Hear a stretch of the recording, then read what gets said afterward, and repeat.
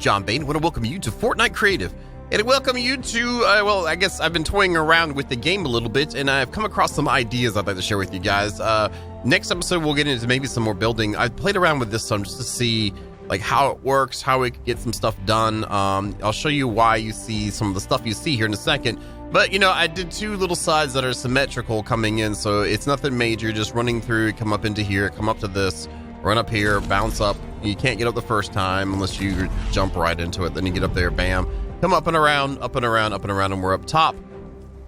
And there we go. So, yeah, that's what that is. And so far I've done that. Also, I played around with some of this here, which I guess I didn't really need to do that. I could have just floated down with this floatiness, but just put together like one of the garages just to see how it looks, which is, it's okay. It came out all right. We can get inside here. We have the doors here. We have doors here. And this is the spot. So I actually could put some garage doors in here if I wanted to, but I don't care right now because we're here to talk about something else today. And this is a prefab, by the way. Today I'd like to go over some suggestions and some ideas I think that could be added into the creative mode to really bring it up another notch. I think they've done a great job so far, but I believe there could be some more expansions done on it in the gameplay aspect of things. So we'll get right into it. First off, I'd like to go over non-destructibles. They only have so many non-destructibles available to us. 4 of them, to be exact. We have 3 hedges and a rafters area. Those are the only non-destructibles available in the game for us to use. So if we want to lead people through areas, we're kind of, you know, SOL, I guess you could say. But, you know, I put these up here just to show you. And then you couldn't go through, which is kind of like the only way you'd be able to block someone from going somewhere. And it's very cumbersome, and considering we have so much memory we're allowed to use, that it would waste a lot of memory. My suggestion would be, let's add some way to, when we place a piece, like we take this one here and copy it, have another option like J or something that says make non-destructible.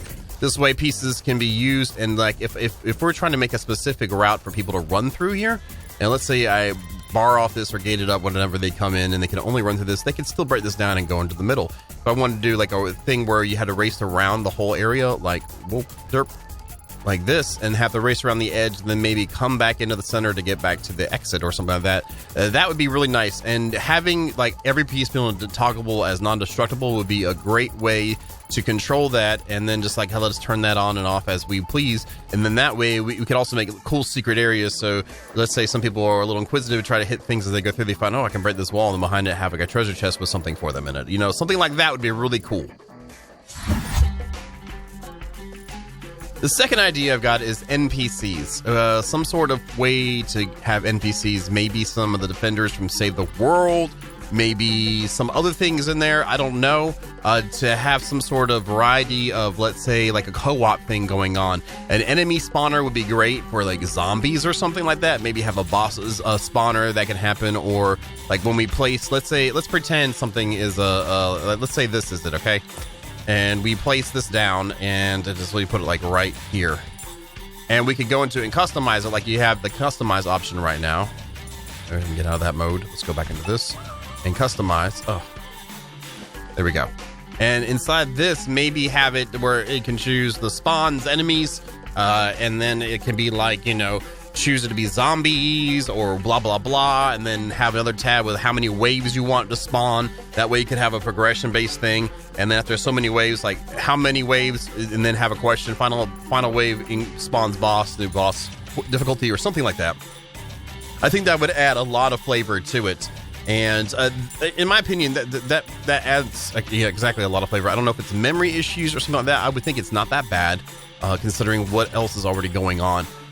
So we'll see. I don't know. That's what I'm thinking there. Number 3 is points. I think we need to have a better way to do points. Right now, our options for points is to use the scoreboard. Let me equip this and I will show you. Put the scoreboard right here. Now, the scoreboard right now is a manual thing. So if you run up to it, you can do 1 point there, you can do another point here, and the yellow one in the middle that resets them.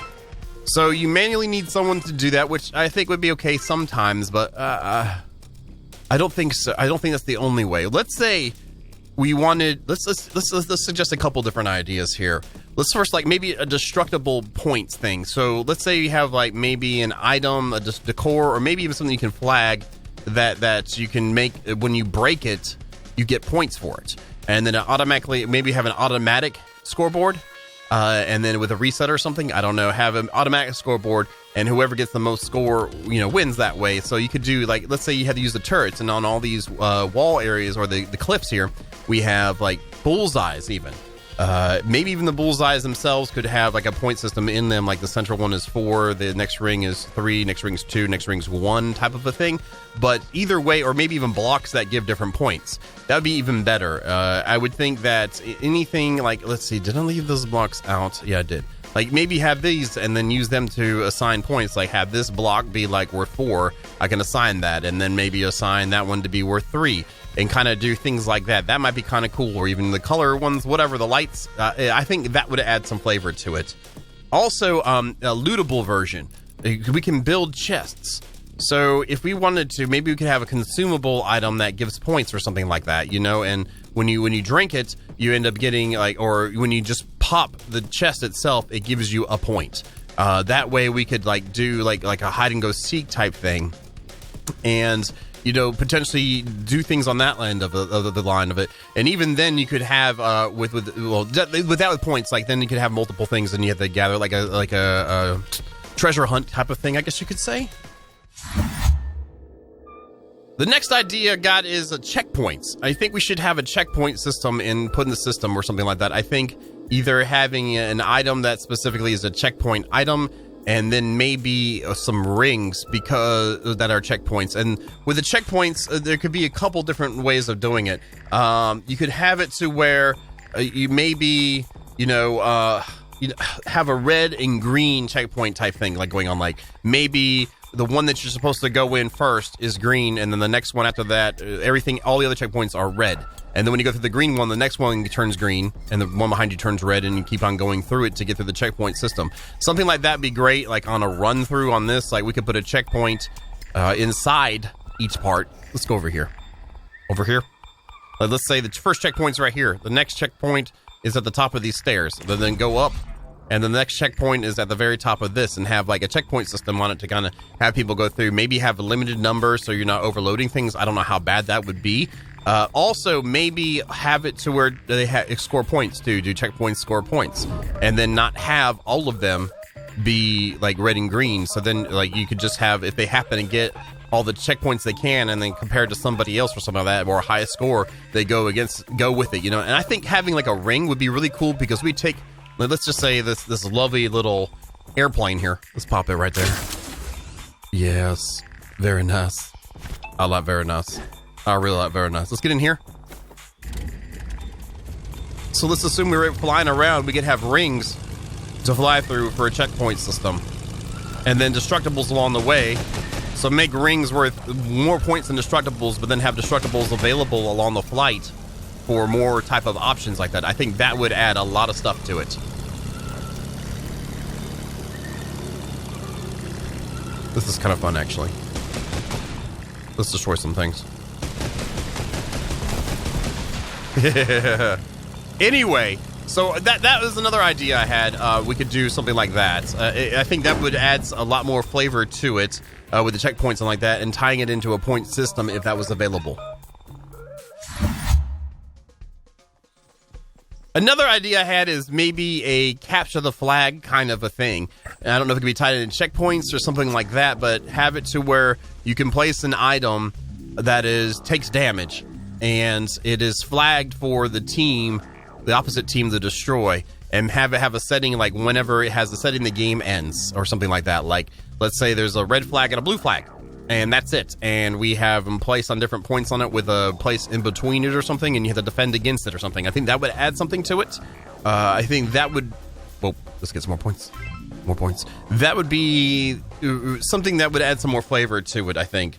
And then maybe even with the checkpoints, only have like have it to where all teams, because whenever you do a spawner point, actually, don't we already post that down over here?